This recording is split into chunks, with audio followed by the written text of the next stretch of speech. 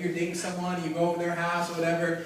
Yo, salt is your answer in that moment. If it doesn't taste good, just throw some salt on it, because salt flavors things. It changes the way it tastes. And so I said, all right, if salt changes things, then am I, Keith, as a disciple of Christ, am I changing the environment that I'm in? Am I acting as that flavor additive? Am I making things taste better?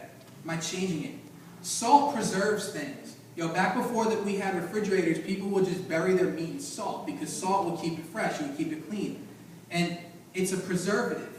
There's a story in the Bible in the book of Genesis. Maybe you've heard the term Sodom and Gomorrah before. There's a story about the cities of Sodom and Gomorrah. And Abraham, who God is speaking to in this moment, Abraham has like his cousin or whoever it is, one of his family members, Lot, living in that town. And God shows up and says, I am going to destroy Sodom and Gomorrah. It is gone.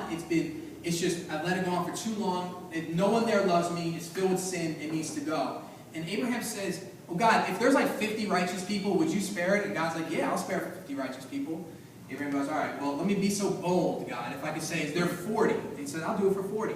Works all the way down to when he says, God, if there's just 10 people who love you in this city, would you spare it? And God says, I would spare it for 10. But the fact was, there wasn't even 10 people that loved God in that city. And when I start to think about how salt is a preservative, and that in this city, if there was 10 people, they would have preserved that city from God's wrath or from whatever it would be, I ask myself, you know what? Have I ever thought that maybe God has me in the place He has me to preserve the people around me? Maybe you guys have been in a place where you say, I just don't like my job. I just want a new job. I just want God to promote me. Maybe you're in education. You say, you know what, I just don't know if this is the right school for me. Even your family. I don't know if we should live here. I don't know if we should be here. Why isn't God opening more doors? I don't get it. Maybe it's that you're that preservative. And that you're called to be there just so you can keep God's love and His blessing coming into that place. And so you have an opportunity to help the people around you. I don't know, it's abstract. Just go out there with it and think about it. The next thing is this. Salt purifies, right? Salt is a cleaning agent. And the same way that germs and bacteria can't exist where salt is, so where the disciples, so where we are, believers, there's moments where gossip, where lying, or maybe some things that hurt and break God's heart, they would just cease in that moment. I don't know if you've ever experienced that, but I try not to tell people that I'm a pastor, because the second they know I'm a pastor, they'll suddenly change. Like, we would be having a normal conversation, it would be all colorful with what they're saying, I just let them do their thing, because I just want to be a regular person with them. And the second I say, oh, I'm a pastor, it's like, oh, I'm so sorry, you didn't tell me earlier, I was cursing around. You're like, bro, I don't want you to, I just want you to feel comfortable so I have a relationship with you.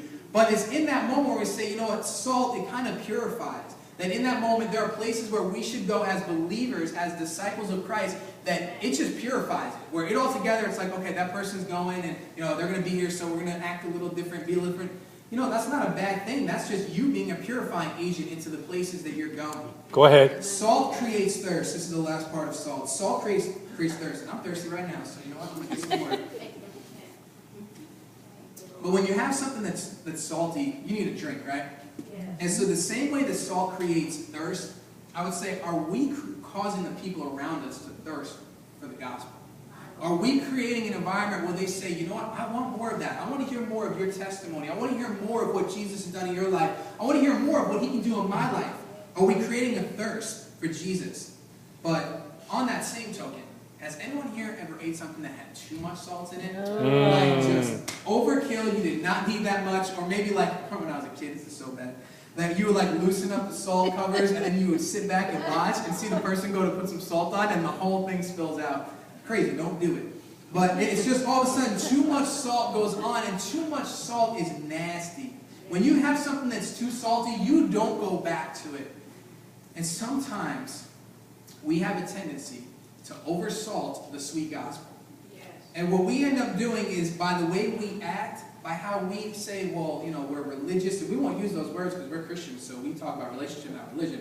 But we act like we are religious. Because we'll all of a sudden roll up and with our Christian code and with our do's and don'ts, and then we'll just kill it with Jesus fish and bumper stickers and coffee mugs and t-shirts and everything about us. And all of a sudden we expect someone to come over to our house and see plastered on the wall, everything out there. And we oversalt this sweet gospel. And people are just like, I don't want anything to do with that. That's nasty to me. That's not something I want to go back.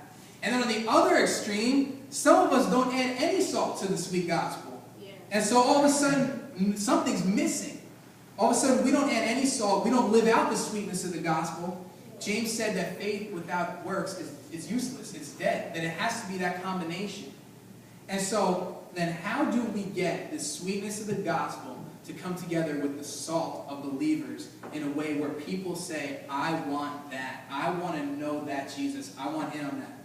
You see, it's the message combined with the messenger.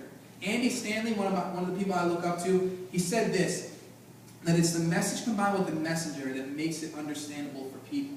You see, it's the same message. The gospel message hasn't changed through the ages. Many people have heard of Jesus. Many people know about the cross. They can even tell you things about sin. They can tell you about heaven and hell. But when a certain person, when a certain kind of salt, when that certain believer shares that same message with someone, it's like a light goes on. Because I'm sure some of you could say, you know what, I heard the gospel message before, but for some reason when this individual showed me the gospel message in their life, or explained the gospel message to me, it was like the Holy Spirit came in and it just clicked, and I was like, that's what I want. Because all messengers are different. Every single one of us here in this place, we're all different and we're all vital. Because God's going to use